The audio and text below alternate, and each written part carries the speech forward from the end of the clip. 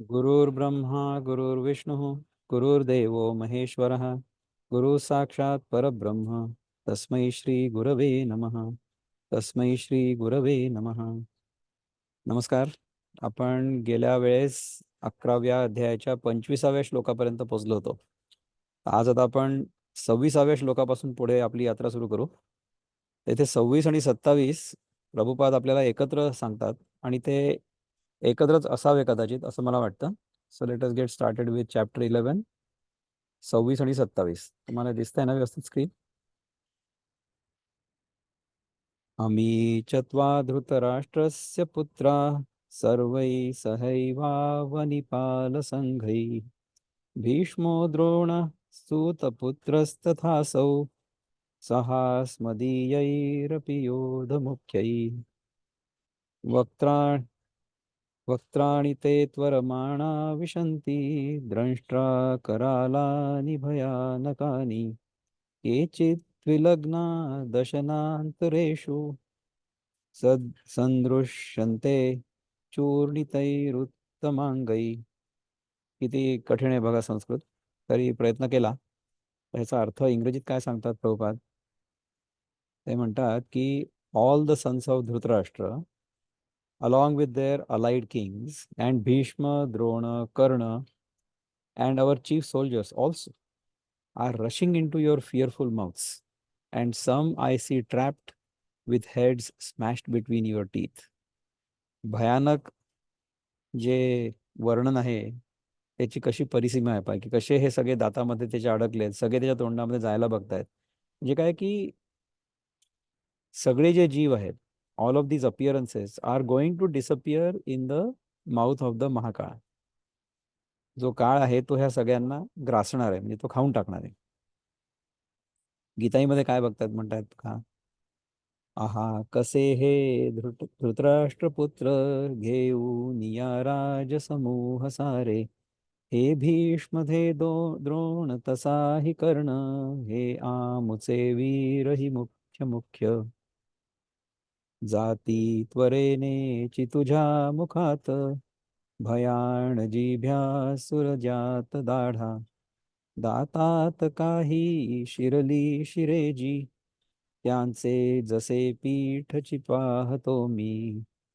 दातात काही शिरली शिरेजी, त्यांचे जसे पीठची पाहतो मी. त्यांचं पीठ झालं तयार. किती भयानक आहे, है ना? Let us see what Kishore Kulkarni यावर बंधू हॅज टू से.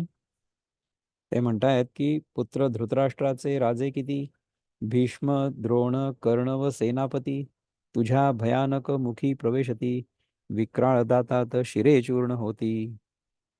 आणि वृत्तबद्धामध्ये म्हणतात, प्रभू सांगतो मी तुम्हा आज तात, जसे कौरवा आणि राजासी येथ, तसे भीष्म द्रोणा व कर्णा पाहात, वयोध्ये तसे दोन्ही पक्षी समस्त, प्रवेशित वेगात ते त्या मुखात, कितीहीच विक्राळ दाढा तयात, दळूनीच जाती शिरे सर्व त्यात, असे चूर्ण त्यांचेही होते मुखात. कसं त्यांच्या डोक्याचं चूर्ण होत आहे मुखात त्याच्या, हे सांगतायत की प्रभू मी तुम्हाला सांगतो आज, जसे कौरव आणि राजाही जे सगळे राजे इथे आहेत, तसेच भीष्म, द्रोण, कर्ण हे सगळे पाहात, तसे हे योद्धे दोन्ही पक्षी समस्त हे तुमच्या तोंडात चाललेत, प्रवेशित वेगात ते त्या मुखात, they are entering your mouth. ह्या विश्वरूपाच्या मुखामध्ये हे सगळे राजे चाललेत. असं होत आहे बघा, किती भयानक आहे.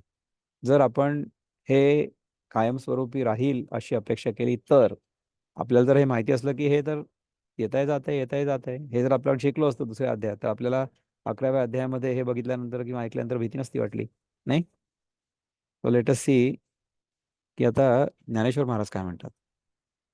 ज्ञानेश्वर महाराज काय म्हणतात की तसेच राजांच्या समुदायांसह वर्तमान हे धृतराष्ट्राचे सर्व पुत्र भीष्म, द्रोण तसाच कर्ण, त्याचप्रमाणे आमच्या पक्षाच्या देखील मुख्य योद्ध्यांसह हे सगळे लोक आता त्याच्या मुखात शिरणार आहेत, राईट? नोहेती हे कौरव कुळींचे वीर, आंधळिया धृतराष्ट्राचे कुमर, हे गेले गेले सहपरिवार तुझी या वदनी.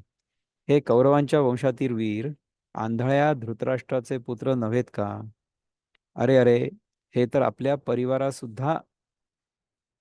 परिवारासह सुद्धा असं असायला पाहिजे. परिवारासह तुझ्या तोंडात पूर्णपणे गेलेच म्हणायचे.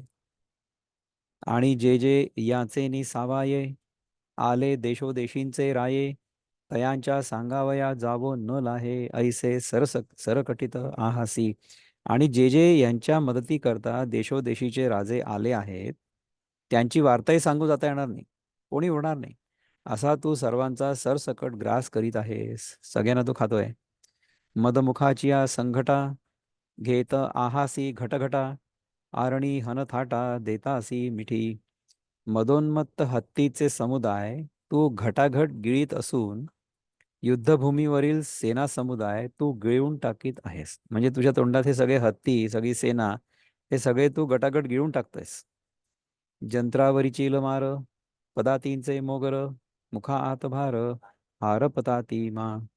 तोफांवरून मारा करणारे लोक व पायांनी चालणारे पायदळ यांच्या झुंडीच्या झुंडी तुझ्या मुखात नाहीशा होत आहेत, नाही का? कृतांताची या जावळी जे एकची विश्वाते गिळी तिये कोटीवरी सगळी गिळीतासी शस्त्रे. जी श- जी शस्त्रे जी शस्त्रे काय काय जी काय असायला पाहिजे, यमाची भावंडे आहेत. व जी शस्त्र आपण म्हणायला पाहिजे, शस्त्रे पाहिजे ना, शसे असं लिहिलंय ते चुकून. जी शस्त्र यमाची भावंड आहेत आणि ज्या शस्त्रांपैकी एकच सर्व विश्वाला गिळील अशी कोट्यावधी शस्त्रे तू गिळतोयस. म्हणजे नुसते हे माणसं नाही, परंतु सगळी शस्त्र सुद्धा तू गिळतोयस. चतुरंगा परिवारा संजोडिया रहवरा दात न लावसी मा परमेश्वरा कसा तुष्टलासी बरवा. हत्ती घोडे रथ पायदळ असा चतरंग सेनेचा परिवार आणि घोडे जोडलेले रथ यांना परमेश्वरा तू दात न लावता गिळतोयस. आणि त्या योगाने कसा चांगला संतुष्ट झालायस बरं. हे सगळं गिळल्यानंतर तू संतुष्ट झालायस. हागा भीष्म ऐसा कवणू सत्य शौर्य निपुणू तोही आणि ब्राह्मण द्रोणू ग्रासीलासी कटकटा. अहो, भीष्मांसारखा खरेपणात प्रसिद्ध आणि शौर्यात तरबेज असा दुसरा कोण आहे? तो देखील आणि द्रोणाचार्य ब्राह्मणही अरे रे तू गिळलास. आहा सहस्त्रकराचा कुमरू एथ गेला गेला कर्णवीरू आणि आमुचिया आघवयांचा केरू फेडिला देखे. आहा हा, सूर्याचा मुलगा जो वीर कर्ण तो आपल्या मुखात गेला हो गेला आणि आमच्याकडचे सर्व योद्धे तू केसासारखे नाहीसे केलेले मी पाहतोय. कटकटा धातया कैसे जाहले अनुग्रहायया मिया प्रार्थुनी जगा बापुडिया आणिले मरण. हाय हाय ब्रह्मदेवा, भगवंताच्या या अनुग्रहाने कसं झालं? या विपरीत फलप्राप्तीच्या योगाने असं झालं की मला आपलं विश्वरूप दाखवा अशी भगवंताची प्रार्थना करून या दीन जगास स्थितीकाली मी मरण आणलं. म्हणजे जे पुढे दिसणार होतं मरण ते मी आत्ताच बघतोय. कशामुळे? कारण की मी भगवंताला विनंती केली की तू मला तुझं विश्वरूप दाखव. त्या विश्वरूपामध्ये त्याला भूतकाळ, वर्तमान काळ आणि भविष्यकाळ हे तिन्ही काळ एकत्र दिसले, नाही का? मागा थोडिया बहुवा उपपत्ती येणे सांगितलिया विभूती तैसा नसेची मा पुढती बैसलो पुसो. आणि मागे देवाने थोड्या बहुत युक्तीने विभूती सांगितल्या, परंतु त्या व्यापकपणासारखा देव मला दिसेना, म्हणून मी विनंती करण्यास सरसावलो. मला मागच्या अध्यायामध्ये देवानी आपल्या विभूती सांगितल्या होत्या, आठवतं ना तुम्हाला? काय काय विभूती होत्या त्या? हिमालयांमध्ये म्हणजे पर्वतांमध्ये हिमालय मी आहे, वीरांमध्ये अर्जुन मी आहे ना? अशा प्रकारच्या सगळ्या विभूती सांगितल्या होत्या की जिथे जिथे वैशिष्ट्य तुला दिसतंय तिथे तिथे मी आहे. ती ती माझी विभूती आहे. हे मी तुला समजावून सांगितलं होतं, परंतु काय झालं की मागे आपण म्हटलं होतं ना की साधं दूध रुचत नाही आणि पेढे बर्फी पचत नाही, अशी आपली अवस्था आहे. साध्या साध्या उदाहरणावरनं भगवंतानी सांगितलं की इथे मी आहे किंवा हे मी आहे, परंतु ते आपल्या लक्षात नाही आलं. म्हणून काय झालं की साधं दूध आपल्याला आवडलं नाही. आता आपल्याला भगवंत पेढे आणि बर्फी खायला घालतोय, म्हणजे त्याचं खरं स्वरूप जे आहे ते सांगतोय, तर ते आपल्याला पचत नाहीये. असं झालं ना? म्हणून भोग्यते त्रिशुद्धी न चुके आणि बुद्धी ही होणारा सारखी ठाके. माझ्या कपाळी पिटावे लोके ते लोटेल काह्या. म्हणून जे भोगायचं आहे ते कधीही चुकणार नाही, आणि जसं होणार असेल त्यासारखी बुद्धी होते. माझ्या प्रारब्धात लोकांनी मला दोष द्यावा असं असेल ते कसं चुकेल, असं अर्जुन विचारतोय भगवंताला, है ना. पूर्वी अमृतही हाता आले, परी देव नसतीची उगले, मग काळकूट उठविले शेवटी जैसे. पूर्वी म्हणजे समुद्र मंथनकाली अमृत देखील देवांच्या हाती लागलं तेव्हा देवांनी गप्प बसावं की नाही, परंतु देव स्तब्ध बसले नाहीत. मग शेवटी ज्याप्रमाणे कालकूट विष समुद्र मंथनापासून उत्पन्न केलं, त्याच्यानंतर काय होत आहे पहा, की परी ते एक बगी थोडे, केलिया प्रतिकारा माझी वडे, आणि तिये अवसरीचे ते साकडे निस्तरविले शंभू. परंतु ते एक प्रकाराने थोडं होतं, कारण ती केलेली गोष्ट निराकरण करण्याजोग्या गोष्टींपैकी एक होती, आणि त्यावेळेचं ते संकट शंकराने निवारण केलं. म्हणजे काय झालं, की देवांना खूप लोभ झाला, त्यामुळे त्यांनी अमृत मिळाल्यानंतर सुद्धा अमृत मंथन चालूच ठेवलं. तर अमृत मंथन चालू ठेवलं म्हणजे काय माहिती आहे का, की समजा आपण चांगल्या अनुभवाच्या लोभाने चांगले अनुभव प्राप्त करण्यासाठी कर्म करत राहिलो, तर तेच अनुभव आपल्याला दुःखदायक होतात. हे अगदी साध्या साध्या रोजच्या उदाहरणावरून आपल्याला कळत आहे ना. आपण समजा भूक लागलेली असली, चांगलं अन्न समोर आहे, आपण जेवायला लागलो, तर पहिले काही घास आपल्याला चांगले लागतात, त्याच्यानंतर तेच घास त्याच अन्नाचे त्याच पक्वान्नाचे आपल्याला वाईट लागायला लागतात. पुरणाची पोळी तोंडात फिरायला लागते, असं होतं. म्हणजे काय, की खाली गिळत नाही, गिळल्या जात नाही, कारण की सारखी खाऊन खाऊन किंवा जास्त खाऊन त्याची चव चालली जाते किंवा पोट भरून जातं, त्याच्यानंतर आपण खाऊ नाही शकत. अमृत जरी मिळालं असेल अमृत मंथनानंतर, तरी सुद्धा त्याचा लोभ नाही गेला. लोभ न जाणं हे त्या सुखाच्या अनुभवामध्ये आसक्त होण्याचं लक्षण आहे. तर भगवंतानी आपल्याला आधी काय सांगितलं होतं, आधी सांगितलं होतं की दुःखेषु अनुद्विग्न म्हणा आणि सुखेषु विगत स्पृहा, नाही का. दुःख आलं तर त्याच्यामुळे उद्विग्न होऊ नकोस, आणि सुख आलं तर त्याच्यामुळे त्याची स्पृहा तुझ्या मनामध्ये निर्माण होऊ देऊ नको. म्हणजे की मला हाच हाच अनुभव पुन्हा पुन्हा यावा अशी इच्छा तुझ्या मनामध्ये निर्माण होऊ देऊ नको. ते जर झालं तर तीच इच्छा पूर्ण होताना तुला दुःखाचा अनुभव येईल, हे इथे सांगायचा प्रयत्न करतायत भगवान. ठीक आहे ना. आता ते झाल्यानंतर मग काय शंकराची आराधना करा. तुमच्या अनुभवाला जर विष आलं, मग काय कराल तुम्ही? मी शंकराची उपासना करा, हर हर महादेव म्हणा, आणि त्या महादेवाला सांगा की हे माझं विष तू पी. तर अशा प्रकारे काय होतं माहिती आहे का, की समजा आपल्याला कुठल्याही अनुभवाचा अतिरेक जर झाला, तर त्याच्यामुळे तोच अनुभव दुःखदायक होतो, आणि त्या दुःखामधून आपल्याला समजा वाचायचं असेल तर आपण देवाची प्रार्थना करतो की बाबा मला या दुःखातनं वर तू उचल. मग शिव जो आहे तो तुमच्यावर कृपा करतो आणि तो तुम्हाला संपवतो, म्हणजे तुमचा अवतार संपवतो. So he will destroy you. म्हणजे काय होईल, की तुम्हाला त्या अनुभवातनं मुक्ती मिळेल तेवढ्यापुरती. परंतु जर तुमच्या मनामध्ये इच्छा अजूनही राहिलेल्या असल्या, तर मग तुम्हाला पुन्हा जन्म घ्यावा लागेल ना, नाही. तर ते विष जे आहे ते शंकर पचवतो, म्हणजे काय, की तुमचं दुःख निवारण करतो. ठीक आहे. परंतु तुमच्या मनामधली स्पृहा अजून गेलेली नाहीये, त्यामुळे तुम्हाला पुन्हा दुसरा जन्म घ्यावा लागेल, अशी समस्या आहे, नाही. आता हा जळता वारा के वेटाळे, कोणा हे विषा भरले गगन निळे, महाकाळेसी के खेळे अंगवत असे. पण हल्लीचा जो हा विश्वरूपाचा प्रकार, हा प्रत्यक्ष पेटलेला वाराच आहे. तर तो कसा आवरेल? विषाने भरलेले हे आकाश, विषाने भरलेलं आकाश कोणाला गिळता येईल काय?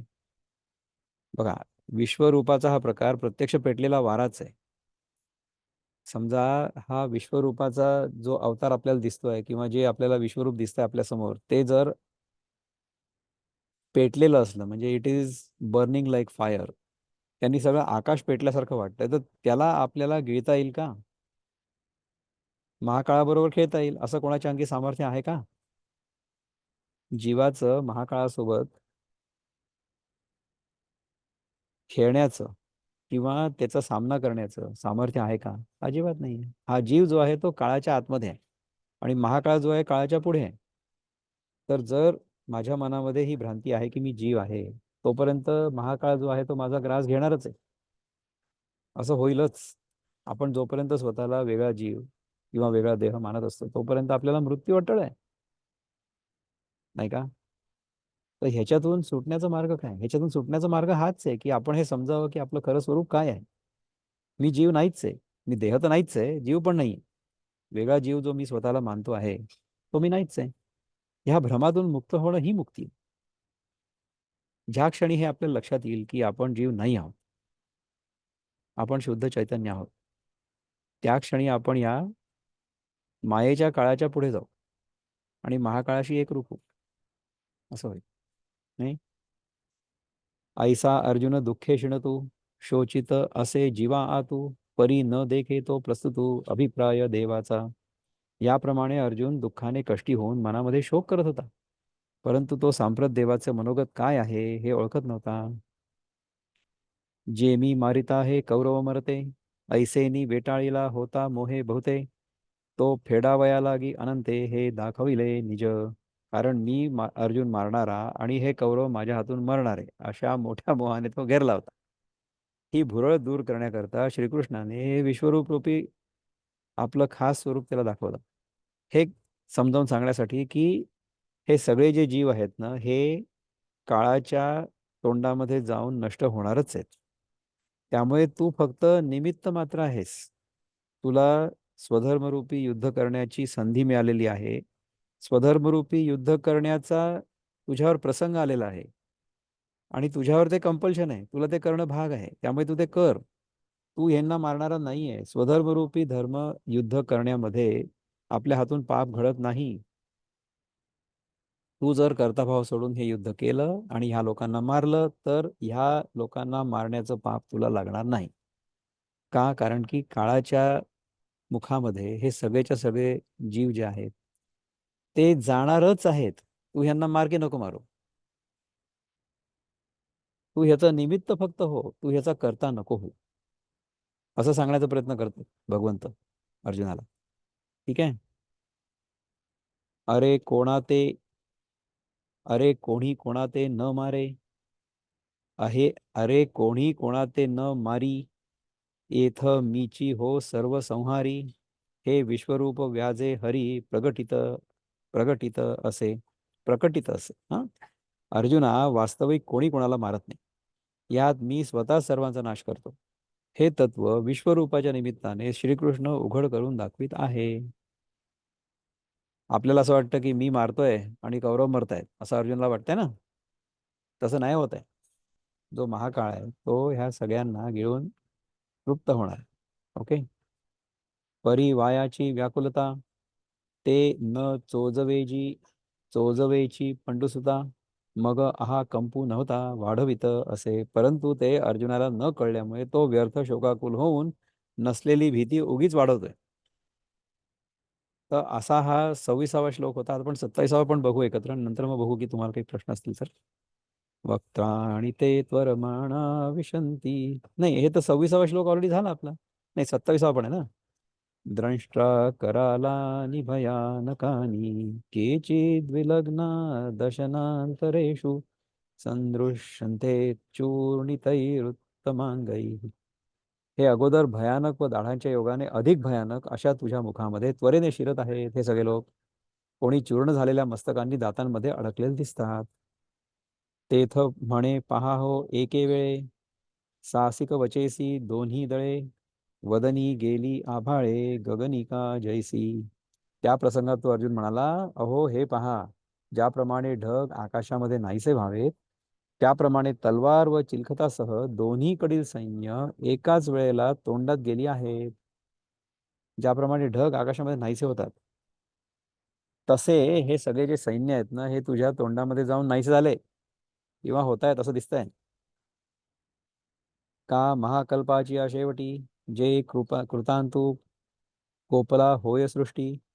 ते एकविसाही स्वर्गामिठी पाताळा सकट दे. अथवा महाकल्पांताच्या अखेरीस ज्या वेळेला विश्वावर सर्वनाशक यमाचा रोष होतो त्या वेळेला पाताळासह 21 वर्गांना तो ग्रासून टाकतो. म्हणजे सृष्टी जेव्हा नष्ट होते तेव्हा सगळंच्या सगळं नाहीचं होतं. म्हणजे कसं आहे की हे जे सगळे 21 वर्ग किंवा आणखीन किती स्वर्ग असतील, 14 भुवन म्हणतात ना की 7 स्वर्ग आणि 7 नरक, ह्या सगळ्या आपल्या मनाच्या अवस्था आहेत बरं का. आणि ज्या क्षणी आपल्या मनातली जीवभावाची भ्रांती नाहीशी होते. म्हणजे जेव्हा आपण खऱ्या स्वरूपात जागे होतो तेव्हा हे सगळंच्या सगळं एकाच वेळेस नष्ट होतं ना. कारण की हे सगळेचे सगळे मनाचे खेळ आहेत. जर मन नष्ट झालं तर हे सगळे स्वर्ग आणि नरक नष्ट होतील. हे सगळं जग जे भासमान आहे ते सगळं नष्ट होईल, नाही का? तर अशा प्रकारे आपल्या स्वरूपामध्ये आपल्याला जाग यावी यासाठी आपण ह्या गीतेचा अभ्यास करतोय, नाही का? ना तरी उदासीने देवे, ना तरी उदासीने दैवे, संचकाची वैभवे, जेथीची तेथ स्वभावे विलया जाती, अथवा प्रतिकूल देवाच्या योगाने कृपणाचे ठेवे सहजच जसे जेथच्या तेथे नाश पावतात. प्रतिकूल दैवाच्या योगाने पाहिजे. ठीक आहे. समजा आपलं दैव चांगलं नसलं तर काय होईल की जे कृपण असतात, कृपण म्हणजे कंजूस लोक, त्यांच्या जवळचे जे ठेवे असतात म्हणजे त्यांनी ज्या गोष्टी जमा करून ठेवलेल्या असतात त्या जसं जिथच्या तिथे जिथे असतील तिथे नाश पावतात. त्याचं उदाहरण सांगू का तुम्हाला? ह्याचं उदाहरण हे आहे की समजा एखाद्यानी नोव्हेंबर 2019च्या आधी, 2019 किंवा 2017च्या आधी मला असं वाटतं, जर नोटा जमा करून ठेवलेल्या असत्या, म्हणजे 1000च्या म्हणा किंवा 500च्या, तर एक दिवस काय झालं की मोदीजींनी एक घोषणा केली की आता आज रात्री 12 नंतर ह्या ज्या नोटा आहेत ना त्यांना काही किंमतच नाही, दे आर बिंग विड्रॉन. तर तुमच्याकडे जर त्या नोटा असतील त्या तुम्ही घेऊन या, परंतु तुम्हाला त्या डिक्लेअर कराव्या लागतील की तुम्हाला त्या कशा मिळाल्या, तुमच्याजवळ किती आहेत. आणि समजा तुमच्याकडे समजा एखाद्या विशिष्ट मात्रेपेक्षा जास्त पैसा असला तर मग तुम्हाला ते लोकांना सांगायला लागणार की तुमच्याकडे पैसे कसे आले. तर अनेक लोकांचे पैसे जे त्यांनी दडवून ठेवलेले होते, वाचवून ठेवलेले होते, परंतु त्याच्यावर कर नव्हता भरला, ते सगळेच्या सगळे त्या एका घोषणेमुळे रद्द झाले ना. मग त्या पैशाला किंमत काहीच नाही उरली. म्हणजे काय झालं, त्यांचं प्रतिकूल दैव आलं. प्रतिकूल दैवाच्या योगाने ज्या माणसाजवळ लाखो करोडो रुपये समजा असतील, काळा पैसा, त्याला तो सांगता पण येत नाही की माझ्याजवळ आहे, आणि तो खर्च पण करता येत नाही कारण की आता ही नोट चालणारच नाही बाजारामध्ये, नाही का? तर असे ठेवे, ठेवे म्हणजे संपत्ती दडवून ठेवलेली, होर्डिंग्स, हे जशा तसं तिथलं ते नाश पावतं. तैसी सासिनली सैन्य एकवटे, ये मुखी जाहली प्रविष्टे, परी एकही तोंडोनी न सुटे, कैसे कर्म देखा. त्याप्रमाणे एकत्र झालेली सैन्य ह्या तोंडामध्ये एकदम शिरलेली आहेत, परंतु कर्म, कसं कर्म विपरीत आहे पहा, की त्यापैकी एक देखील तोंडाच्या सपाट्यातून सुटत नाही. So anything that gets created is going to get destroyed, nothing is going to not get destroyed. जी वस्तू तयार होते ती वस्तू नष्ट होणारच आहे केव्हा ना केव्हा तरी. ठीक आहे ना? अशोकाचे अंगवसे, चघळीले करेनी जैसे, लोक वक्त्रा माझी तैसे वाया गेले. ज्याप्रमाणे उंटाने अशोक झाडाचे ढगळे चघळावेत त्याप्रमाणे हे लोक तोंडामध्ये वाया गेलेले आहेत. उंट, अशोकाचं जे खोड असतं ना किंवा झाड असतं त्याचे ढगळे चघळावेत. ढगळे म्हणजे आय गेस खोड असावं. ते समजा आपण चघळलं तर तसं जसं तो चघळतो, म्हणजे कसं उंटाचं जे तोंड असतं तुम्ही बघा, की उंटाचं तोंड जे आहे ना त्याचं लॅटरल मुवमेंट खूप होते बरं का. हे साईडवेज मुवमेंट आय थिंक उंटाची जास्त होते. It is very pronounced. आपली तेवढी नाही होत. आपण जेव्हा एखादा घास चावतो ना तेव्हा आपल्या दाढा देखील एकमेकांवर आडव्या फिरतात, परंतु त्या तेवढ्या फिरत नाही जेवढ्या उंटाच्या फिरतात. तुम्ही कोणी बघितलंय का ते? तुम्हाला लक्षात येईल बघा, कुठल्याही प्राण्यामध्ये ना त्याचा जबडा खूप जास्त आडवा हलतो. त्याप्रमाणे हे लोक तोंडामध्ये वाया गेलेले आहेत. वाया गेले आहेत म्हणजे त्यांचा सगळा चुरा झालाय. परी सिसाळे मुकुटेसी, पडिली दाढांचे सांडसी, पीठ होत कैसी दिसत आहाती. परंतु मुकुट सुद्धा मस्तक, मुकुट सुद्धा मस्तक, म्हणजे मस्तकाच्या सोबत मुकुट सुद्धा आहे, ते सुद्धा दाढांच्या चिमट्यात पडलेली कशी पीठ होताना दिसत आहेत. म्हणजे तुमच्या डोक्यावर जर हेल्मेट जरी असलं तरी सुद्धा तुमचं डोकं फुटेलच या काळाच्या जबड्यामध्ये आणि त्याच्या दाढांमध्ये. ठीक आहे. तिये रत्ने दाताची येसवडी, ऊट लागले जिभेच्या बुडी, काही काही आगरडी द्रष्टांची माखली. मुकुटांवरील काही रत्न दातांच्या फटीत सापडली आहेत. कित्येक रत्नांचं झालेलं पीठ जिभेच्या बुडाला लागलेलं असून काही काही दाढांचे अग्रभागही त्या पीठाने माखून गेलेले आहेत. म्हणजे डोकं खाल्लं आपण, त्याचं पूर्ण पीठ झालं, आणि काही दाढांचे अग्रभाग म्हणजे त्याचे समोरची टोकं ते देखील पीठाने माखून गेलेत. ह्या सगळ्या पल्पमुळे, बरं का.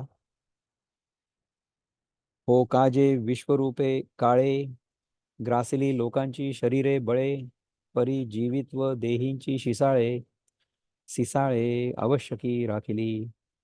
अथवा ज्याप्रमाणे विश्वरूपी काळाने लोकांची शरीर व बळ जरी ग्रासली, हं, तरी जीवांचे देहाचे उत्तम भाग, जी लोकांची मस्तके, ती अवश्य राखली.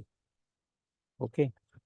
त्यांनी बाकीचे सगळे भाग खाऊन टाकले, पण लोकांची मस्तकं ठेवली. कशा करता? तैसी शरीरा माझी चोखडी, ये उत्तमांगे होती पुढी, म्हणून महाकाळाची आहे तोंडी, परी उरली शेखी. त्याप्रमाणे मस्तके निश्चय करून शरीराचा उत्तम भाग होती, म्हणून ती महाकालाच्या विश्वरूपी काळाच्या तोंडात जरी गेली तरी पण ती शेवटी उरली. म्हणजे कसं की अर्जुनाला हे दिसलं की कोण कोण जात आहेत या तोंडामध्ये, म्हणजे विश्वरूपी महाकालाच्याही तोंडात नाश पावली नाहीत. आता हे थोडं वेगळं सांगतात बघा, बरं का. मग म्हणे हे काही, जन्मलया आन मोहरची नाही, जग आपैसेची वदन डोही, संचारत आहे. नंतर अर्जुन म्हणायला लागला, हे काय, जन्माला आलेल्या प्राण्याला दुसरी गतीच नाही? सर्व जग आपोआप विश्वरूपाच्या मुखरूपी डोहात जात आहे. हं? यया आपे आप आघविया सृष्टी, लागलिया आहाती वदनाच्या वाटी, आणि हा जेथीच्या तेथ मिठी देतसे उगला. या सर्वच सृष्ट्या मुखाच्या वाटेला लागल्या असून हे विश्वरूप उगीच उगीच जागच्या जागीच त्याला गिळून टाकते. सगळ्याच्या सगळं ते गिळून टाकते. ब्रह्मादिक समस्त उंचा मुखा माझी धावत, येर सामान्य हे भरत ऐलीच वदनी. ब्रह्मदेव आदी करून हे सर्व उंच असलेल्या मुखामध्ये वेगाने जात आहेत, आणि बाकीचे जे साधारण प्रतीचे लोक आहेत आपल्यासारखे, ते अलीकडील तोंडातच पडत आहेत. म्हणजे देव सुद्धा जे आहेत ना, ते देखील ह्या मुखामध्ये जाऊन नष्ट होत आहेत. याचा अर्थ काय माहितीये का, की ब्रह्मदेव जो सृष्टीचा कर्ता आहे, तो देखील ह्या मुखामध्ये चालला. म्हणजे कसं आहे की आपल्या मनामध्ये जो संकल्प येतो ना, तो संकल्प ऍक्च्युली ब्रह्मदेव आहे. आपल्या जीवनातील अनुभवांचा, आपल्या जीवनामध्ये जेव्हा आपल्या मनामध्ये संकल्प येतो, तिथपासून आपल्यासाठी सृष्टीची निर्मिती होते ना, नाही का. त्याच्यानंतर मग आपण काय काय गोष्टी करायला लागतो, आणि मग त्या गोष्टी करताना त्यांच्यात आपल्याला यश मिळावं म्हणून आपण विष्णूची प्रार्थना करतो. आत्ताच आम्ही पौर्णिमेच्या दिवशी सत्यनारायणाची पूजा केली, तर त्याच्यामध्ये सगळेच्या सगळे फळं काय मिळतील हे सांगितलंय, की हे पूजा जर तुम्ही केली, हे व्रत जर तुम्ही केलं, तर तुम्हाला धन धान्य ऐश्वर अमुक तमुक सगळं मिळेल, आणि अंतिम मोक्ष पण मिळेल. अशा प्रकारचं ते सत्यनारायणचं व्रत सांगतात, नाही का. पण अंतिम काय आहे माहिती आहे का, की अंतिम आपल्याला सगळ्यांना स्वर्ग जरी मिळाला, इवन देव पण जरी मिळालं, तरी सुद्धा शेवटी काळाच्या मुखामध्ये जाऊन आपला चुराडा होणारच आहे. ठीक आहे ना. आणि काही भूत जात, ते उपजलेची ठाई ग्रासित, परी याचिया मुखा निभ्रांत न सुटेची काही. आणखी देखील जेवढे प्राणी आहेत, तेवढ्या सर्वांना उत्पन्न झालेल्या ठिकाणीच मुख गिळून टाकताय, पण याच्या मुखातून खरोखर काही सुटत नाही. म्हणजे कसं आहे माहिती आहे का, की काही काही प्राणी जे असतात ना, त्यांचं जीवन जे असतं ते फार छोटं असतं, right. So they are alive only for a few moments or a few days. आता तुम्ही विचार करा की आपलं जीवन समजा 100 वर्ष आहे, परंतु समजा एखादा किडा असला, पतंग समजा ना तुम्ही, आपण पतंगाच्या विषयी आपण उदाहरण घेतलं होतं ना, की पतंग जो आहे तो रूपामध्ये आसक्त आहे. त्यामुळे तो त्या दिव्यामध्ये ज्योतीमध्ये जाऊन आणि मरून जातो, जळून जातो. बरोबर आहे. तर उत्पन्न होताच ते मरतात, म्हणजे पहिल्याच दिवशी ते मरतात. पण याच्या मुखातून खरोखर काही सुटत नाही. म्हणजे किडामुंगीपासून ते हत्तीपर्यंत आणि देवांपर्यंत सगळेच्या सगळे याच्यामध्ये काळामध्ये नष्ट होतात. अशा प्रकारे 26 आणि 27 हे दोन श्लोक आपण बघितले. हं? याच्याबद्दल कोणाला काही बोलायचं का? Anybody wants to say anything about this 26 आणि 27? कसे हे भयानक वर्णन आहेत या सगळ्या कशाची? डिस्ट्रक्शनची. संहाराचं वर्णन जे आहे ते किती भयानक आहे. समजा आपल्याला संहार नको आहे असं वाटत असलं, हे जे आहे ते टिकून राहावं असं वाटत असलं, तर तुम्हाला ह्या संहाराचं वर्णन ऐकून भीती वाटल्याशिवाय राहणार नाही. परंतु जर हे तुम्हाला कळलं की इट्स ओनली अन अपिअरन्स, तर मग तुम्हाला या संहाराची अजिबात भीती वाटणार नाही. असं होईल. नाही? जाऊ का पुढे? काही आहे कोणाला चिंतन करायचं? Anybody wants to say anything? आपल्याकडे नेहमी 12-15 लोक असतात, पण आज 7 लोक आहेत तरी सुद्धा. म्हणजे सगळे लोक विसरलं की आज क्लास होणार नाही असं मी सांगितलं होतं, पण झाला क्लास. असा आहे. अशी भगवंताची कृपा आहे. So let us go to the next one. Will go to number 28. 28व्या श्लोकामध्ये काय म्हणतात? यथा नदीनां बहवो मुवेगाः समुद्रमेवाभिमुखा द्रवन्ति तथा तवामी नरलोकवीरा विशन्ति वक्त्राण्या विशन्ति वक्त्राण्यभिज्वि विशन्ति वक्त्राण्यभिविज्वलन्ति. मराठी वाचायला सुद्धा म्हणजे देवनागरी वाचायला सुद्धा आपल्याला किती त्रास होतो. As the many waves of the rivers flow into the ocean, so do all these great warriors enter blazing into your mouths. ज्या लाटा असतात ना, त्या लाटा ज्या असतात त्या पाण्यावर एक आभास निर्माण होतो म्हणून लाटा दिसतात. त्याचप्रमाणे हे सगळे जे जीव आहेत, ह्या पाण्यावरच्या लाटा जशा असाव्यात तसे आहेत, तर त्या नष्ट होणारच आहेत. नाही होणार का? जसे नद्यांचे सगळे प्रवाह वेगे समुद्रातची धाव घेती, तसे तुझ्या हे जळत्या मुखात धावून जाती नरवीर सारे. जसे नद्यांचे सगळे प्रवाह वेगाने समुद्राकडे धावतात, त्याचप्रमाणे तुझ्या जळत्या मुखात हे सगळे नरवीर सारे धावून जात आहेत. त्याच्यासाठी आपले बंधू किशोर कुलकर्णी काय म्हणतात ते बघूया. 28व्या श्लोकामध्ये मुक्त छंदामध्ये म्हणतात, जसे नद्यांचे प्रवाह प्रचंड धावती सागराकडे जलद, तसेच हे युद्धवीर समस्त प्रवेशती ज्वलित मुखात. वृत्तपदामध्ये काय म्हणतात 28व्या श्लोकात?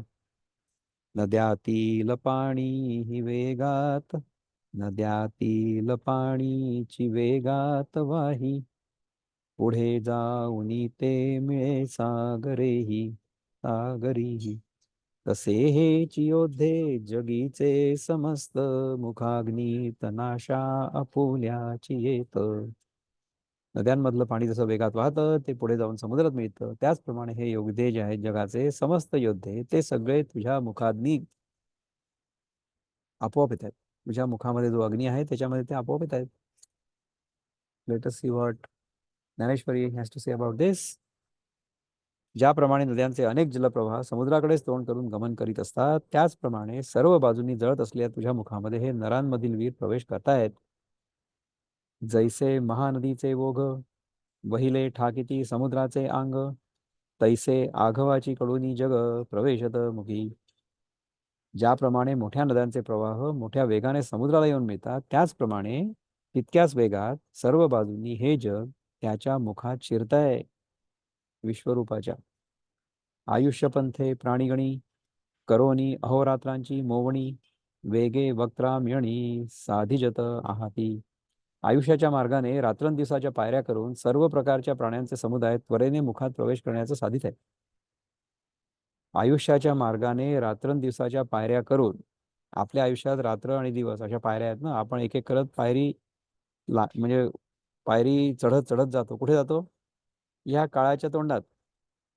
आपण जोपर्यंत जीव आहोत, जोपर्यंत देह आहोत, तोपर्यंत ह्या रात्रंदिवसाच्या पायऱ्यांवर चढत चढत आपण आपल्या मृत्यूकडे जात नाही आहोत का?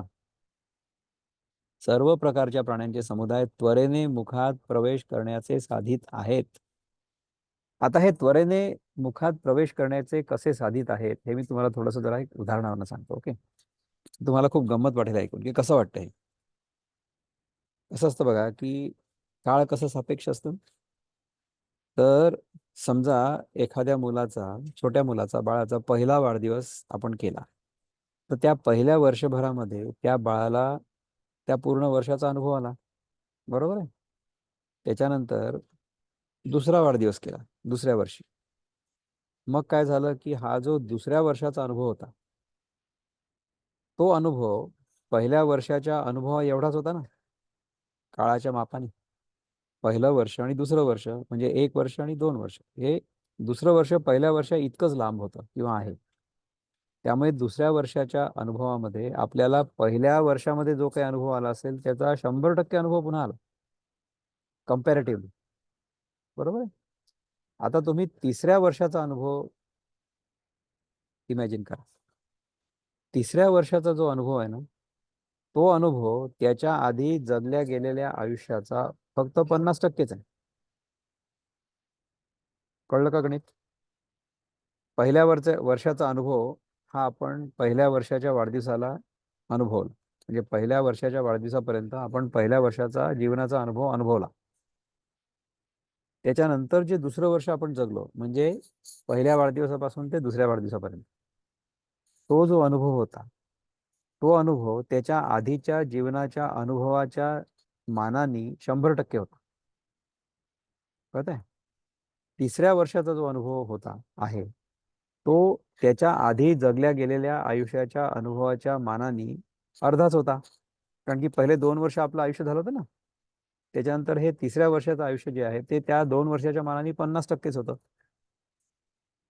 आता चौथ्या वर्षाचं जे आयुष्य आहे, fourth year of our life, ते गेल्या 3 वर्षांच्या अनुभवाच्या मानाने 33%च होतं. 1/3, 33.3. बरोबर आहे. त्यानंतर 5व्या वर्षाचा अनुभव जो आहे तो 20%. 6व्या वर्षाचा जो अनुभव आहे, सॉरी, 5व्या वर्षाचा अनुभव जो आहे तो 25%. 1/4 ऑफ द प्रिव्हियस लाईफ. 6व्या वर्षाचा अनुभव जो आहे तो 20%. म्हणजे काय झालं, पहिले 100%, 50%, 33.33%, नंतर 25%, नंतर 20%. याच्यानंतर अशा प्रकारे हे कमी कमी कमी कमी होत जातं. म्हणजे काय असतं की every subsequent year in our life appears to be, feels like a shorter fraction of the cumulative previous life's experience. कळतंय का गणित? प्रत्येक वर्षाचा जो आपला अनुभव आहे तो त्याच्या आधी आपण जेवढं आयुष्य जगलेलो असू त्याच्या मानाने छोटा छोटा छोटा छोटा फ्रॅक्शन आहे. सक्सेसिव्हली, सक्सेसिव्हली.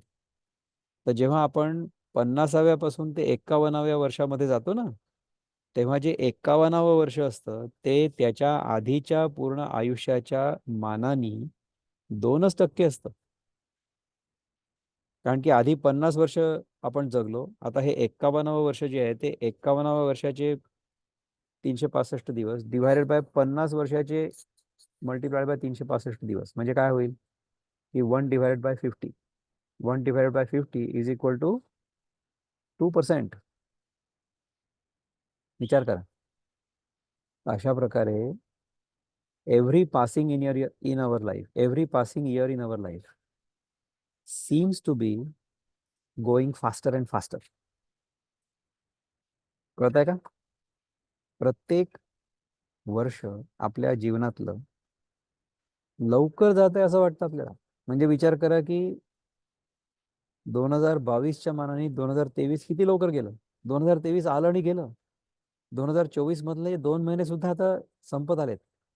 बघता बघता असं वाटतं की आत्ताच तर हे वर्ष सुरू झालं होतं, त्यातले 2 महिने गेले सुद्धा. म्हणजे किती लवकर हा काळ पुढे सरकतो हे कसं जाणवतं? याच्या आधीचं जीवन आपण किती जगलो असू त्याच्या तुलनेत आपण हे वर्ष बघतो. खरं बघितलं तर हे वर्ष 365 दिवसांचंच आहे आणि ह्याच्या आधीची सगळी वर्ष 365 दिवसांचीच होती. परंतु जेव्हा आपल्या मनामध्ये गेल्या 50-60 वर्षांचा अनुभव आहे, त्या अनुभवाच्या तुलनेत त्याच्या मानाने आत्ताचं वर्ष खूप लवकर जात असं वाटतं. म्हणजे काय होत आहे की आपण त्या मृत्यूच्या दाढेमध्ये वेगाने चाललेलो आहोत आणि दरवर्षी आपण जास्त वेगाने चाललेलो आहोत असा अनुभव येतो. विचार करून बघा तुम्ही, किती फॅसिनेटिंग आहे ना हे. जर आपण विचार केला की काळ जो आहे हा अशा प्रकारे सापेक्ष आहे तर, पण जर आपण काळाच्या पलीकडे आहोत हे आपल्याला लक्षात आलं. जर हा काळ जो आहे, जो दिसतोय, जो भासतोय, तो माझ्या हात आहे, तो केवळ माझ्या स्मृतीवर अवलंबून आहे. तर जर माझ्या मनामध्ये स्मृती नसल्याच, स्मृतींचा साठा याला म्हणतात चित्त, जर पूर्णपणे चित्तशुद्धी झाली तर त्या स्मृतींचा साठा आपण टाकून देऊ ना. त्या स्मृतींचा साठा आपण जमा करून ठेवणारच नाही. आपण आजच्या दिवसात जगू, आपण आजच्या क्षणात जगू. आपल्या मनामध्ये पूर्वस्मृती अजिबात राहणार नाही. त्यामुळे आत्ताचा अनुभव आपण पूर्वस्मृतींसोबत कंपॅरिझन करून बघणारच नाही. त्याचा आपण तोलमाप करणार नाही आधीच्या अनुभवाशी. आपण आत्ताचा क्षण पूर्णपणे ह्याच क्षणी जगू. अशा प्रकारे जर आपण राहिलो, का? कारण की आपल्याला ह्याच्या व्यतिरिक्त काही दुसरा विकल्प पण नाही आहे ना. We don't have any choice. आपल्या सगळ्यांना आत्ता ह्या क्षणी जगण्या व्यतिरिक्त दुसऱ्या कुठल्या क्षणामध्ये जगण्याचं स्वातंत्र्य आहे का? जगणं शक्य आहे का? आपल्याला ह्याच क्षणामध्ये जगणं अनिवार्य आहे. We have to live in the present moment. We cannot live in the past. We cannot live in the future. Past and future are only in our mind. केवळ आपल्या मनामध्ये आहेत. हे जर आपल्याला कळलं तर आपल्याला खूप जोराने मी मृत्यूच्या तोंडात जातो आहे असा अनुभव येणारच नाही. अजिबात येणार नाही. पण जोपर्यंत माझ्या मनामध्ये मी देह आहे आणि मी जीव आहे ही भ्रांती आहे, तोपर्यंत माझा मृत्यू अट्टळ आहे. अट्टळ. ओके. अशी गंमत. तर वेगाने कसे चालले आहेत, का चालले आहेत, ते तुम्हाला मी समजावून सांगितलं. ठीक आहे. जळतया गिरीच्या गवखा, माझी घापती पतंगाची आझाका, तैसे समग्र लोक देखा, ये वदनी पडती. पेट घेतलेले डोंगराच्या दरीमध्ये ज्याप्रमाणे पतंगाचे समुदाय उड्या घालतात, त्याप्रमाणे पहा हे सर्व लोक त्या तोंडामध्ये येऊन पडतायत. मला मी पतंगाचं उदाहरण आत्ताच दिलं होतं 2 मिनिटापूर्वी. ज्ञानदेवानी तेच उदाहरण पुन्हा दिलं की समजा एखाद्या दरीमध्ये वणवा पेटलेला असला, there is a forest fire in a valley, तिथे सगळे जे किडे असतात ना, जे अग्नीकडे जाऊन आकर्षित होतात, those who are attracted by fire, ते सगळे त्या आगीमध्ये जाऊन जळून खाक होतात. परी जेतुले येथ प्रवेशले, ते तातलिया लोहे पाणीची पा गिळले, वहवटीही पुसिले नामरूप तयांचे. परंतु लोखंड जसं पाण्याला शोषून टाकतं, त्याचप्रमाणे जेवढे म्हणून प्राणी या मुखात जात आहेत तेवढ्यांचे वहिवाटीला सुद्धा नामरूप राहत नाही. लोखंड पाण्याला कसं शोषून टाकतं? समजा गरम असलं लोखंड तर त्याच्यावर पाणी टाकल्याबरोबर ते त्याची वाफ होऊन जाईल ना, दिसणारच नाही आपल्याला. त्याचप्रमाणे हे सगळे जीव जे तुझ्या मुखामध्ये चालले आहेत ते, त्यांचं वहिवाटीला सुद्धा नामरूप राहत नाही. त्यांचं नामरूप काहीच राहत नाही, सगळं नष्ट होतं. आता हा 29वा श्लोक आपण आता बघितला. तर 29व्या श्लोकाबद्दल जर कोणाला काही चिंतन करायचं असलं, किंवा आता आपण जे चिंतन केलं काळाबद्दलचं, त्याच्याबद्दल जर आपल्याला काही मत व्यक्त करायचं असलं, किंवा तुम्हाला काही विचारायचं असलं, तुम्हाला जर ते समजलं नसलं तर तुम्ही मला सांगा, मी तुम्हाला पुन्हा एकदा समजावून सांगतो. अगदी फंडामेंटल आहे. दिस इज मूलभूत. मूलभूत आहे. हे समजा आपल्याला कळलं ना, इफ वी रिअली कॅच दिस, तर मृत्यू असंभव आहे माझ्या खऱ्या मीचा, हे कळेल.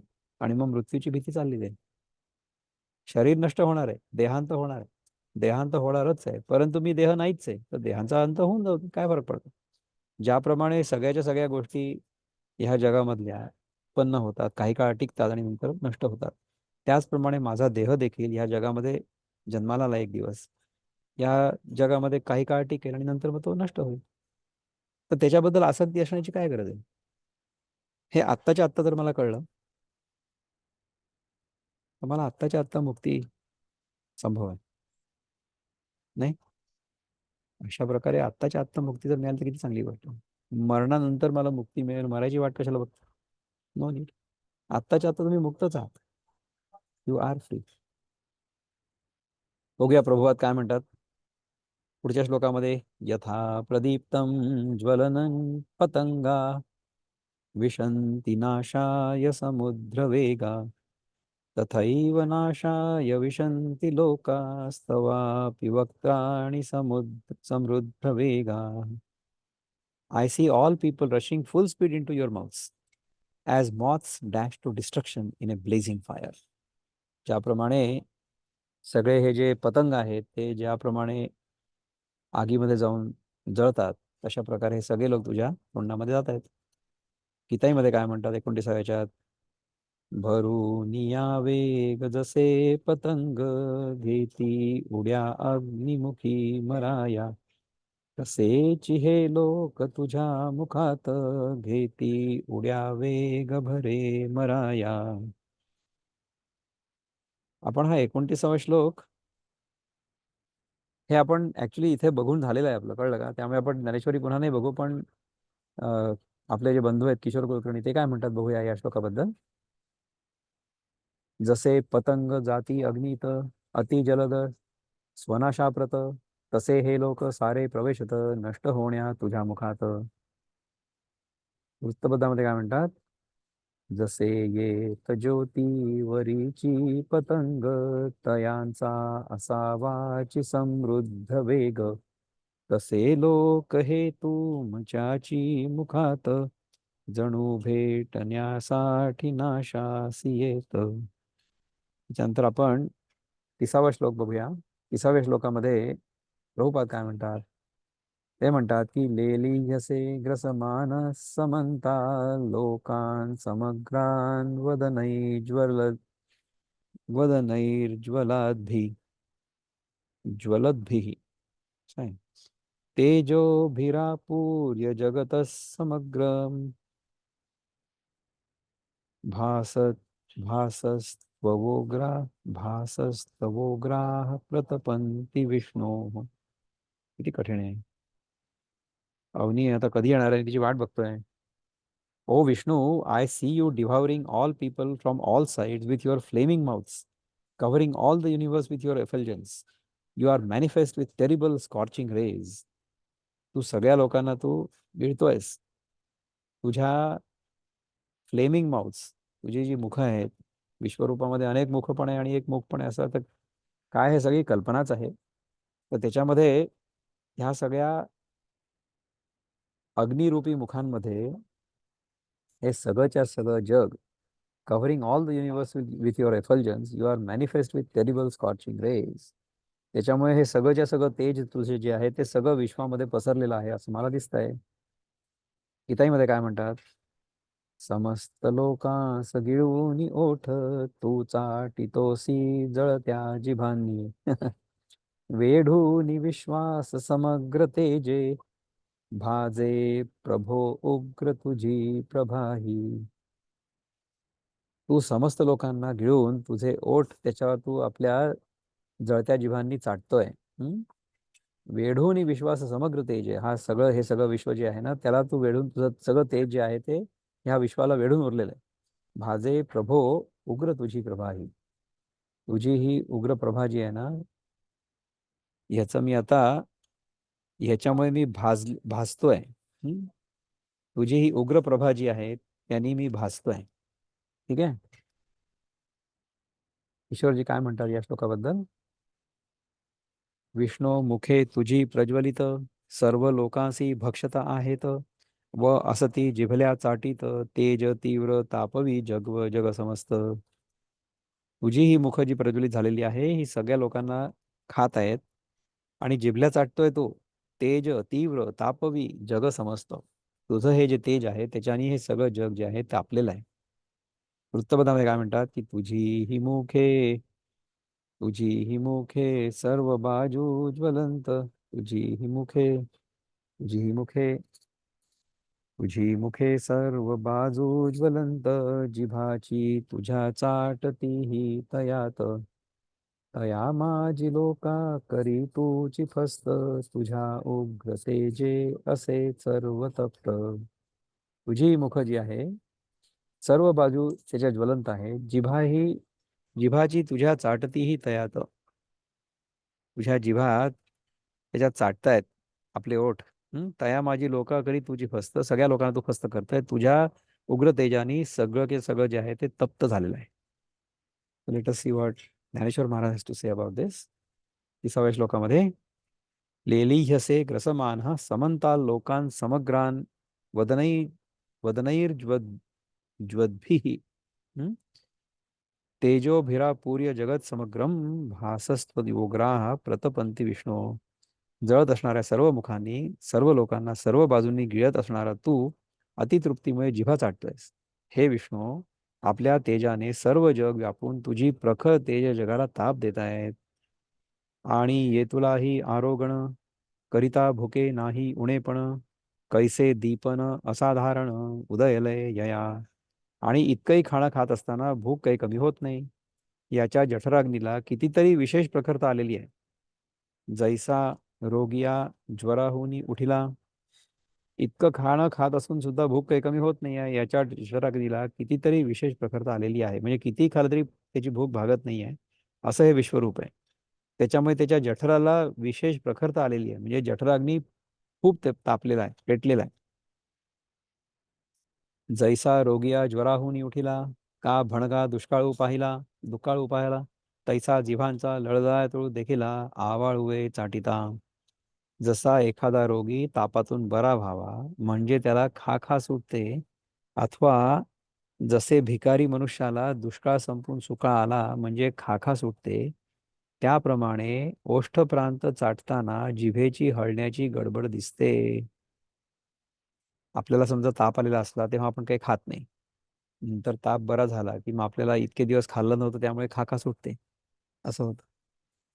किंवा एखादा भिकारी समजा असला भिकारी, तर त्याला कधी काही खायला मिळत नाही. एखाद्या दिवशी खूप खायला मिळालं, त्याला एकदम खाका सुटते. तसं तुझ्या जिव्हांची हालचाल मला आहे असं वाटतंय. तैसे आहाराचे नावे काही, तोंडापासून उरलेची नाही.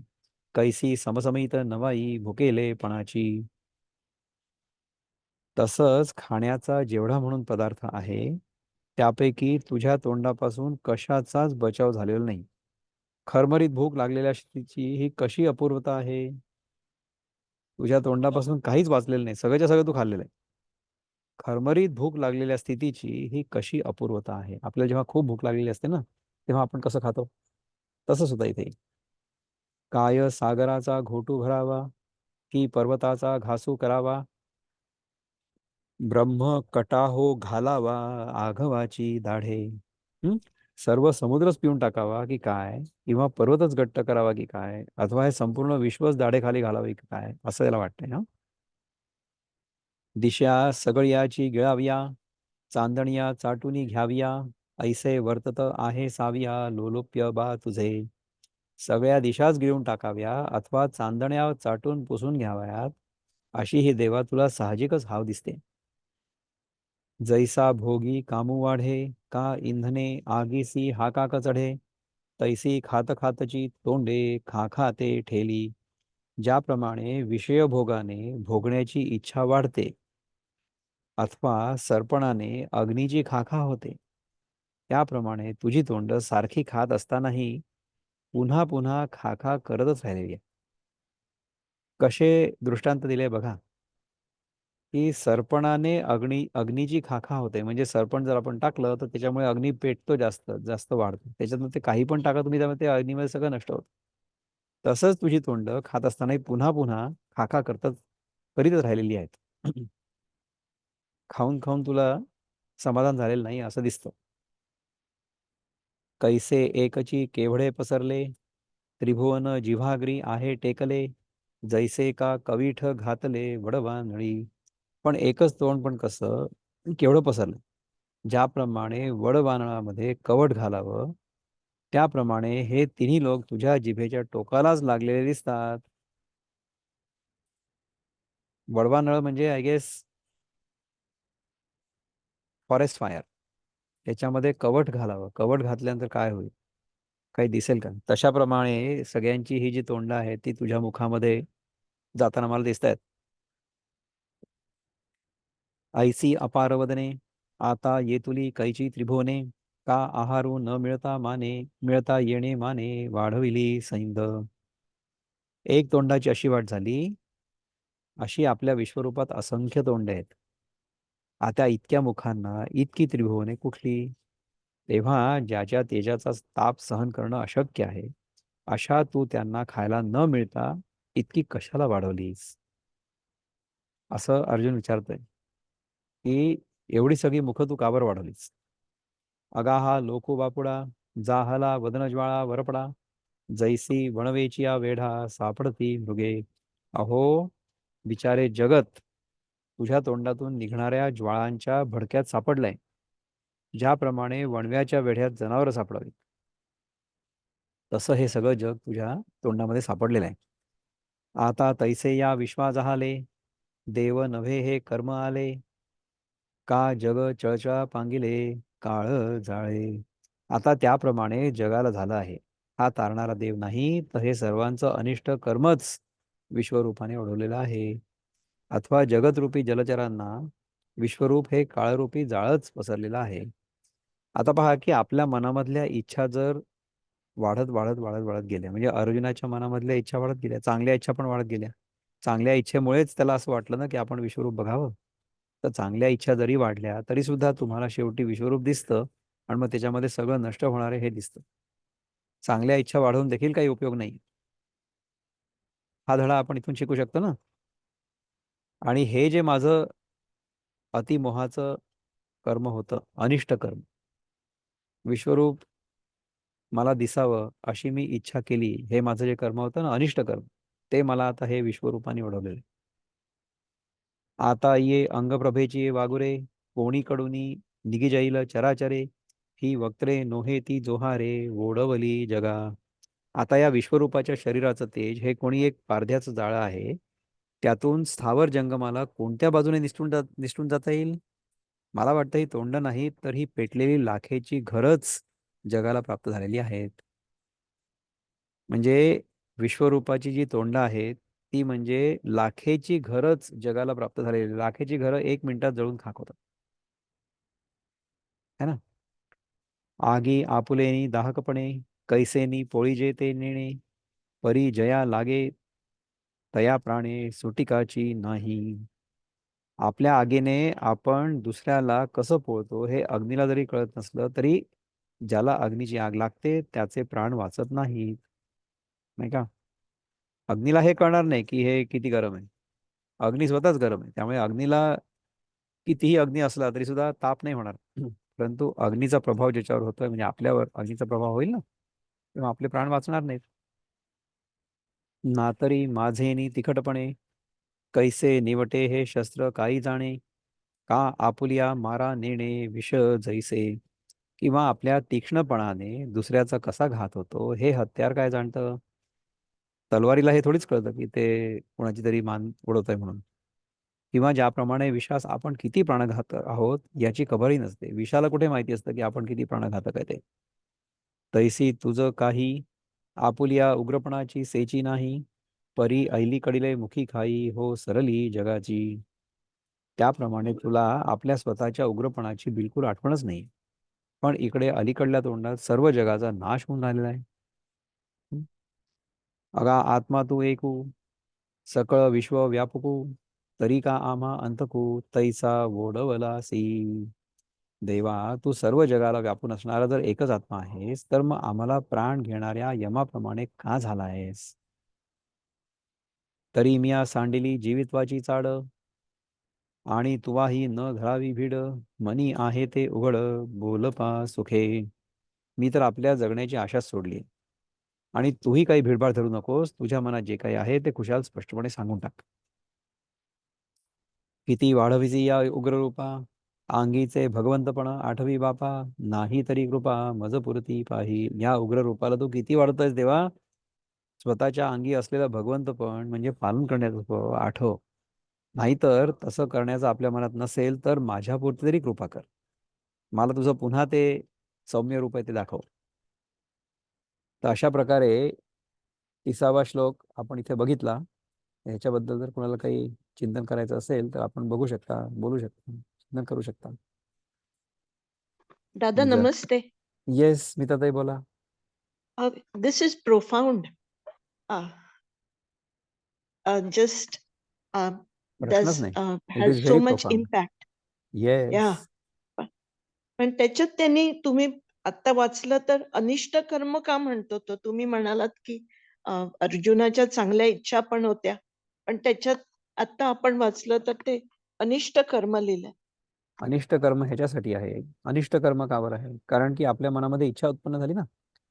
इच्छा हो, आपल्या मनामध्ये समजा चांगली जरी झाली, चांगली हो, इच्छा जरी उत्पन्न झाली, तरी सुद्धा हो, ती इच्छा आहे ना. हो, तर चांगली इच्छा उत्पन्न झाली तर आपण काय करू? पुण्यकर्म करू. आणि पुण्यकर्म जर केलं तर आपल्याला त्याचं फळ स्वर्गप्राप्तीच्या रूपाने मिळेल, सुखाच्या रूपाने मिळेल. तर ते स्वर्गाचं सुख जे आहे ते तुम्हाला भोगावंच लागेल, नाही का? हो, आपण मागच्या अध्यायामध्ये काय बघितलं होतं की पुण्यकर्म ही जी आहे ती देखील पापमयच आहेत. कारण की काय होत आहे की पुण्य केल्याने आपल्याला भविष्यामध्ये सुख मिळणार असतं. ठीक आहे. तर ते सुख भोगण्यासाठी सुद्धा तुम्हाला पुन्हा या लोकामध्ये यावं लागेल ना, नाही का? हो, हो, त्यामुळे चांगली इच्छा मनात असणं ही देखील अनिष्टच आहे. कुठलीही इच्छा अनिष्ट आहे. परंतु जोपर्यंत आपण बऱ्या वाईट इच्छांच्या जाळ्यामध्ये अडकलेलो असतो ना, तोपर्यंत पुण्यकर्म करण्याची इच्छा होणं ही चांगली गोष्ट आहे. हो, जोपर्यंत आपण स्वार्थामध्ये अडकलेलो आहोत, जोपर्यंत आपण सकाम कर्मामध्ये अडकलेलो आहोत, तोपर्यंत आपण परोपकार किंवा सेवा करावं, करावी. अशा प्रकारचा संकल्प घेणं किंवा असणं आपल्या मनामध्ये ही चांगली गोष्ट आहे. सो इट इज हो, रिलेटिव्ह. आधी आपण स्वार्थबुद्धीनी प्रेरित होऊन, संकुचित स्वार्थबुद्धीने प्रेरित होऊन स्वतःसाठी कर्म करतो.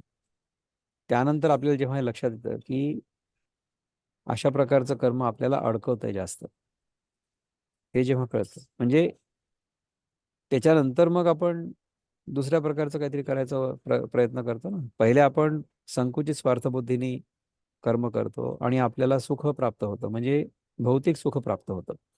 म्हणजे आपल्याला अन्न वस्त्र निवारा चांगल्या प्रतीचा मिळतो किंवा आपल्याला जगामध्ये मान सन्मान मिळतो. ह्या सगळ्या गोष्टी ज्या आहेत ना, ह्या they are lower happiness, they are lower जॉईज.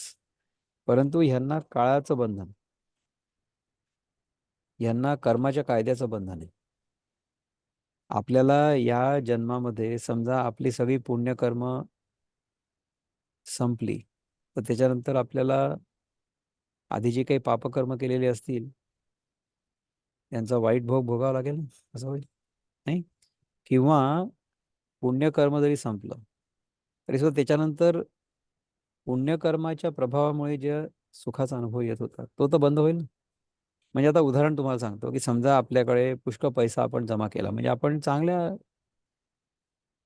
कर्माने किंवा चांगली नोकरी करून, प्रामाणिकपणे नोकरी करून किंवा प्रामाणिकपणे कुठल्याही प्रकारचा धंदा करून समजा पैसा कमवला, तर तो पैसा कधी ना कधी तर संपेल ना, नाही का? तर तो संपल्यानंतर जर पैसा उरला नाही तर मग किती दुःख होईल, नाही का? त्यामुळे हं, पुण्यकर्म जरी केलं, त्यामुळे त्या पुण्यकर्मामुळे जे सुख मिळतं त्या सुखाचा केव्हा तरी तर अंत होईलच ना. कारण की पुण्यकर्म जे आहे ते फिक्स्ड आहे. तर जेवढं पुण्यकर्म असेल तेवढं तुम्हाला सुख मिळेल इव्हेंच्युअली. परंतु ते सुख संपल्यानंतर मग पुन्हा जर तुम्ही आणखीन पुण्यकर्म केलेलं नसेल तर मग तुम्हाला दुःख मिळेल, असं होईल. तर आपल्याला त्या कर्ता भावामध्येच नाही अडकायचं, आपण त्याच्या पुढे जायचा प्रयत्न करतोय. त्यामुळे पुण्यकर्म करा, परंतु त्याच्यामध्ये देखील कर्ताभाव नका ठेवू. की हे पुण्यकर्म करण्याची संधी मला प्राप्त झालेली आहे देवाच्या कृपेने, त्यामुळे देवाचे आभार. मी हे पुण्यकर्म करून मोकळा होतोय, मला ह्याच्यातनं काही नको आहे. मला स्वर्गसुख पण नको आहे. पुण्यकर्म करत असतानाच मला माझा आनंद मिळतो किंवा माझा आनंद प्रकट करण्यासाठी पुण्यकर्म माझ्या हातून घडते. अशा प्रकारे आपली मनस्थिती तयार होईल जर आपल्याला ह्या सगळ्या गोष्टी व्यवस्थित कळल्या तर. म्हणून सुखाची इच्छा करणं किंवा पुण्यकर्म करण्याचा संकल्प करणं, पुण्यकर्म करू नये असं नाही म्हणत नाही मी. परंतु त्याच्यामध्ये जर कर्ताभाव असला तर त्याच्यामध्ये सुद्धा आपल्याला दुःख होऊ शकतं. म्हणजे कसं, की विश्वरूपाचं दर्शन मला व्हावं असा रिलेटिव्हली चांगला संकल्प माझ्या मनामध्ये आला, परंतु ते देखील मला सहन नाही झालं. नाही, म्हणून ती इच्छा अनिष्ट होते. असं आहे. ओके. चालेल. Thank you. बरं आहे. तो हां. म्हणतो का म्हणतो, की सुख सुद्धा पचत नाही. सुख पचवणं फार कठीण असतं. तेच म्हणतोय तशा प्रकारचंच आहे. सुख पचवणं फार कठीण असतं. समजा देवाला आपली खरीच परीक्षा बघायची असेल ना, तर तो आपल्या जीवनामध्ये सुख पाठवतो आणि तो बघतो गंमत, की हा माणूस सुख कसं पचवतो. तर सुख आपल्याला पचत नाही. आपण सुख जेव्हा तेच आपल्या कठीण. जीवनात येतं ना, तेव्हा आपण काय म्हणतो माहितीये का, तुम्हाला माहितीये का की मी याच्यासाठी किती कष्ट केले. हे सगळं मी केलेलं आहे. त्याच्यामध्ये मी हा जो मी पण आहे तो वाढतो, हो. की माझ्या हो. सगळ्या आधीच्या कर्मामुळे मला हे सुख प्राप्त झालेलं आहे. त्यामुळे माझा कर्तभाव त्याच्यामध्ये दृढ होतो. म्हणून ते अनिष्ट आहे. कारण की कर्तभाव दृढ झाला. मी केलं हं. आणि ह्याच्यामध्ये आपण अडकतो. तर ह्याच्यामध्ये अडकायचं नाही आपल्याला. म्हणजे अकर्मणी पण नाही राहायचंय, परंतु मा कर्मफल हेतुर्भूत ते पण नाही व्हायचं. कर्मफलाचा हेतू घेऊन मनामध्ये कर्म नाही करायचं. ते ते करत असताना देखील अकर्मणी पण नाही राहायचं. म्हणजे don't be lazy, don't be inactive. You keep doing things in the world, but do those things without any कर्तव्य. असं आहे. तर अशा प्रकारे हा कर्माचा सिद्धांत, कर्म करण्याचा सिद्धांत किंवा सुखदुःखाचा सिद्धांत किंवा हा विश्वरूपाचा सिद्धांत, या विश्वरूपामध्ये सांगण्याची गोष्ट हीच आहे, की तुला चांगली इच्छा झाली होती की विश्वरूप बघावं म्हणून. It was a selfish desire. You wanted to see Vishwaroop. नाही, परंतु तरी मी तुला ते दाखवलं. कृष्ण म्हणतोय त्याला, की मी तुला दाखवलं ते. परंतु आता तुला का बरं भीती वाटते? कारण की ह्याच्यामध्ये you have seen the negative side of विश्वरूप. जगामध्ये चांगलं आणि वाईट या दोन्ही गोष्टी नेहमीच असतात. त्याला तुम्ही काही नाही करू शकत. तर तुम्हाला फक्त चांगल्या गोष्टी नेहमी राहाव्या असं वाटत असेल, तर तसं नाही होणार आहे. केव्हा ना केव्हा तुम्हाला दुसरी बाजू त्या नाण्याची बघायला लागेलच. तुमचा जन्म झाला आहे, त्यामुळे तुमचा मृत्यू होणारच आहे. तुमच्या जीवनामध्ये जर सुख असेल, तर तुमच्या जीवनामध्ये दुःख पण येईल. दुःख आल्याशिवाय तुम्हाला त्या सुखाची किंमतच नाही कळणार. तुम्हाला एक गोष्ट सांगतो, मी तुम्हाला खूप एकदम कळेल ते. मी आत्ताच रिसेंटली आमचे जे परमानंद गिरी म्हणून स्वामी आहेत, त्यांच्या एका प्रवचनात ती गोष्ट ऐकली.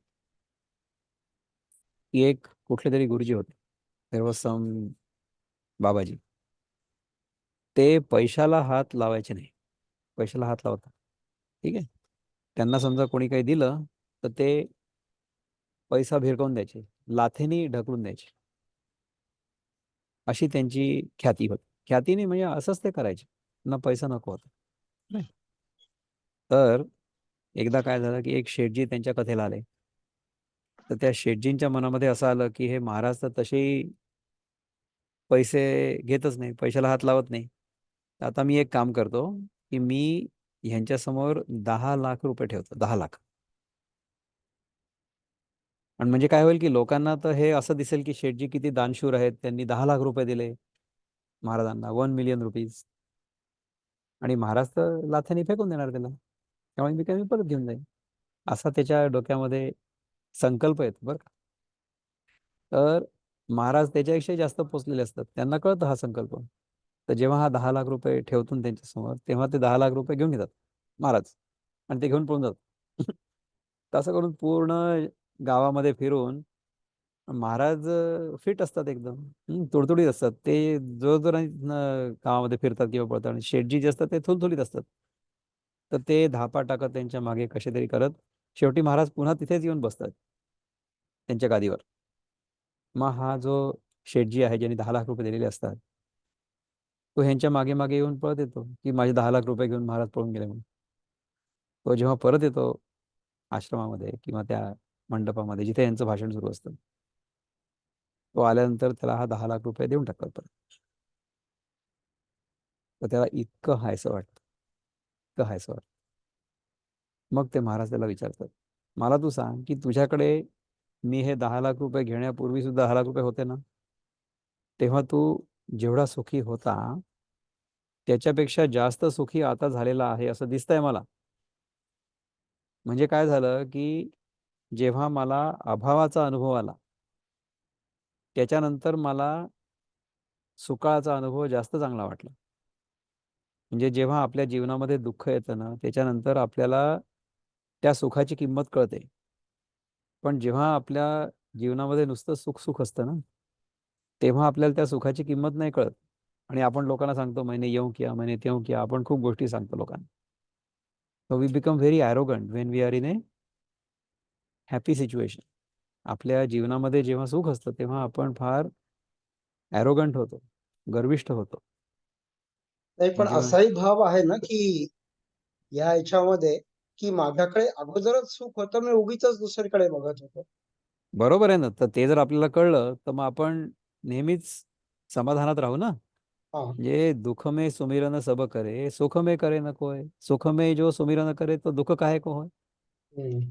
समजा आपण सुखामध्ये असताना सुद्धा ह्या जाणीवेमध्ये राहिलो, की माझ्याकडे जे सुख आहे, हे भगवंताच्या कृपेमुळे आहे. आहे. माझ्या कर्तृत्वामुळे नाही आहे. ह्या भावनेत जर आपण राहिलो, तर त्या सुखाचा आपल्यावर लेप नाही होणार. त्यामुळे मग ते सुख आपण व्यवस्थित पचवलं असं होईल. जर आपण भगवंताची आठवण ठेवली सुखाच्या परिस्थितीत सुद्धा तर. परंतु बहुतांश लोकांची भगवंताची आठवण चालली जाते सुखाच्या प्रसंगामध्ये किंवा सुखाच्या अनुभवामध्ये. ही समस्या असं आहे. त्यामुळे सुखाची अभिलाषा असणं किंवा सुखाची स्पृहा असणं किंवा आपल्याला जे काही मिळतं त्याच्यापेक्षा जास्त पाहिजे असणं. आत्तापर्यंत इतक्या विभूती मी ऐकल्या होत्या भगवंताच्या, पण तरीसुद्धा माझं समाधान नाही झालं. मला आणखीन विश्वरूप पाहायचंच होतं. म्हणून ते अनिष्ट होतं. अशा प्रकारे आपण ह्या अनिष्ट इच्छेबद्दल पुष्कळ चिंतन केलं. त्याच्यात आपण पुढच्या वेळेसपर्यंत थँक यू राहू. दादा. You are most welcome. आता येत्या तुम्ही शुक्रवारी मोस्ट लाइकली हा कार्यक्रम नाही होणार आहे. त्यामुळे शुक्रवारी माझा एक लाईव्ह कार्यक्रम आहे. ठीक आहे? तर तो शुक्रवारचा कार्यक्रम ह्या वेळेच्या थोडासा आधी होईल आणि तो Zoomवर नाही होणार. It will be live. I don't know whether it will be recorded or not. तो जर झाला किंवा आपण ते करू शकलो तर फार आनंद आहे. तसं जर झालं तर मग मी रेकॉर्डिंग पोस्ट करेन. पण तो आपला पर्यावरणाशी काय संबंध आहे किंवा पर्यावरणाशी आपण कसं राहावं, पर्यावरणाचं संतुलन आपण प्रस्थापित करू शकतो किंवा टिकवू शकतो, गीतेच्या सिद्धांतानुसार. गीता आपल्याला जर समजली असेल तर आपण पर्यावरणाचं रक्षण कसं करू? ह्या विषयावर एक इंग्रजीत भाषण होणार आहे. ते पुढच्या येत्या शुक्रवारी म्हणजे परवा होणार आहे. जेव्हा आपला हा नेक्स्ट क्लास असेल ना त्याच्या थोडंसं आधी. त्यामुळे आपला हा क्लास नेहमीच असा होतो तसा नाही होणार बहुतेक. ओके. सो पुढच्या मंगळवारी आपण पुन्हा एकदा भेटू. तर तोपर्यंत ओम पूर्णमद पूर्णमिदं पूर्णात् पूर्णमुदच्यते पूर्णस्य पूर्णमादाय पूर्णमेवावशिष्यते. ओम शांती शांती शांती. हरिः ओम. श्री गुरुभ्यो नमः. हरिः ओम. नमस्कार.